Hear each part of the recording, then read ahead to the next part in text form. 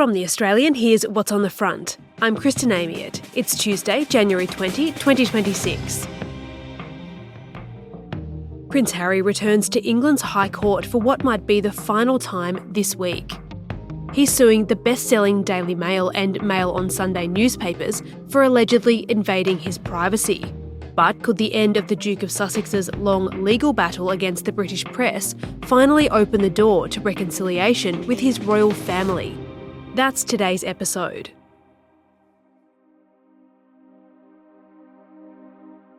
Though it only lasted 20 minutes, the examination of the prince evidently wearied him exceedingly and made him extremely nervous. He kept changing his position and did not seem able to keep his hands still. This is how a newspaper described the last time a member of the British royal family appeared in the ornate High Court of Justice in London. The year was 1891, and the Prince of Wales, Queen Victoria's son and the future King Edward VII, was the star witness in slander proceedings brought by his friend Sir William Gordon Cumming. The story goes that the pair had attended an illegal game of baccarat together, and Gordon Cumming wound up being accused of cheating by other players in the game. A slight apparently so offensive, the prince's friend sued when word of their extracurricular activities got out. Seats in the court's public gallery were reportedly the hottest ticket in town, and were again more than a century later when, in 2023, another prince entered the witness box. The Duke of Sussex sued the people behind the Daily Mirror and two other British tabloid publications. He alleged their journalists used phone hacking and private investigators to gather information about his life over a 15-year period. Prince Harry was awarded substantial damages in that bout against the Mirror Group and settled a separate claim against the publisher of the Sun newspaper outside of court. Now he's back for more. Prince Harry versus the tabloid press, round 3. He's accused the British press of bullying and harassment and has blamed it for the death of his mother Diana. The Duke of Sussex, as well as other celebrities, claim their privacy was breached by the publisher of the Daily Mail and associated newspapers.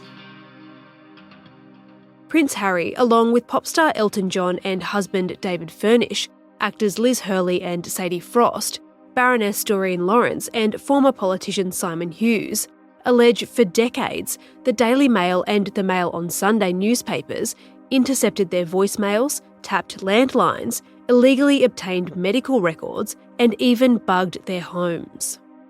It's a claim Associated Newspapers, which publishes the Daily Mail and Mail on Sunday, has vehemently denied. The Duke of Sussex is expected to give evidence in the proceedings this week. A move royal watchers say has driven a wedge between Harry and his father, King Charles. Now, this has put the relationship between Prince Harry and his father, King Charles, in a very awkward situation because King Charles is the judiciary in the UK. He is the crown. And so, in essence, Harry has been suing in his father's court. Jacquelin Magnay is the Australian's Europe correspondent.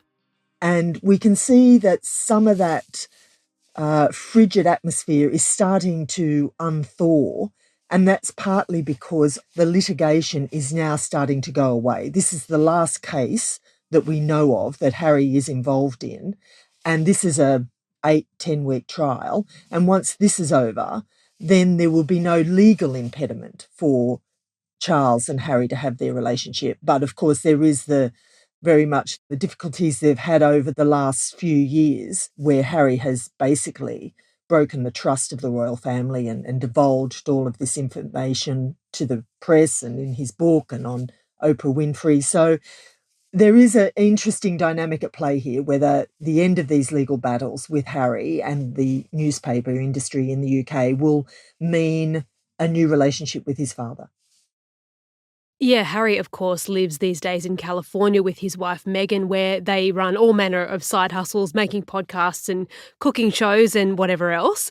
We know his relationship, as you said, with King Charles and his brother Prince William is strained and has been now for some time. Should we expect to see them supporting him in court or in spirit this week? We will see zero support from the royal family in regards to Harry's action in the court. They will not want to be seen anywhere near the court. I think Prince William is up in Scotland on a few engagements. I think King Charles will be otherwise engaged and won't even see his son when he's in the UK this week. So they will not be anywhere near it. Now, whether they are providing any support behind the scenes, I doubt it. The relationship between the members of the royal family and Harry are very much strained. They feel that he should not be taking this action, and they feel that their personal relationships with him is broken beyond repair. Yeah, Harry's had a tense relationship with the press for his entire life, really, following the death of his mother, Princess Diana. It's clearly caused some really big rifts to appear between his immediate family members, as you said. So what's he hoping to achieve by bringing this complaint all the way to England's High Court, do you think? Well, he obviously wants some satisfaction in bringing the UK media to heel, that he feels that their behaviours were unwarranted and illegal in the past, and that he wants some sort of vindication for how he feels. He's a very angry man, as we've seen, and he wants retribution. And so he's doing this through the courts because he feels that by extracting large amounts of money and winning the case on principle, that it proves his reason for being angry for these many years. Whether that will be the case, even if he wins the case, whether it makes him feel any better, I don't know. That's for a psychologist to answer, but it's a very complex issue for Harry to deal with, isn't it? You know, he's estranged from his family. He lives on the other side of the world. His children have barely met their grandparents.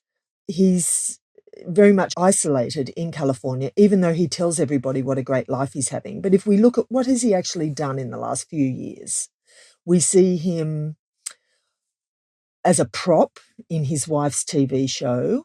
We see him clearly being a devoted father. But what else has he been doing with his life? We see part of his activities with the Invictus Games being very much a PR exercise. And it's rumoured that he's going to appear in the UK in the next few months, a year out from next year's Invictus Games, which will be held in England. Now, this is being seen within palace circles as perhaps a bit of a positioning by Harry and Meghan to create more proximity to the royal family, because that is what their brand survives on in the US, that they need to have this association with the royal family. And so by coming over to England and having a quasi kind of royal tour swanning about England and promoting the Invictus Games could help that branding and reinforce the fact that he is a prince, he is sixth in line to the throne, and that perhaps he's not as distant from the royal family as what is really the case. Coming up, what could another court loss mean for the British press?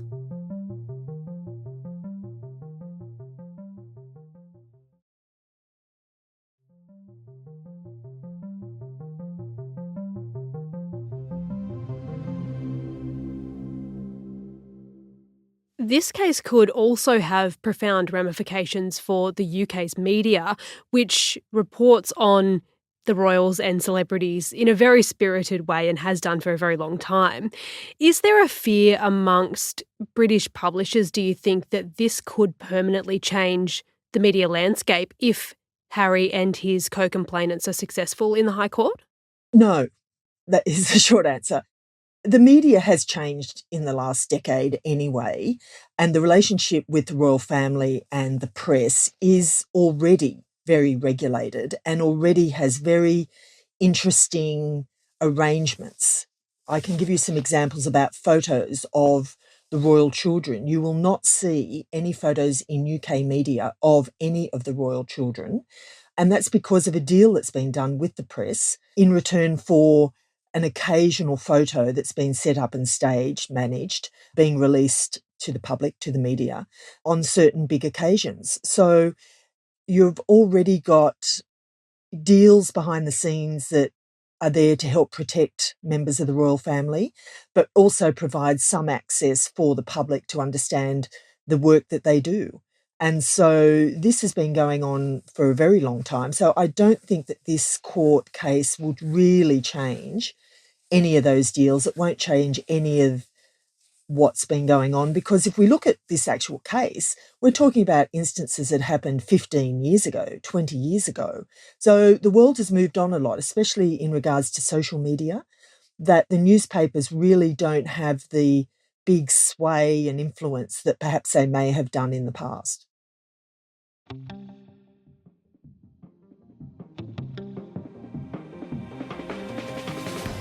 Jacquelin Magnay is the Australian's Europe correspondent. You can read all about Prince Harry's latest appearance in the High Court right now at theaustralian.com.au.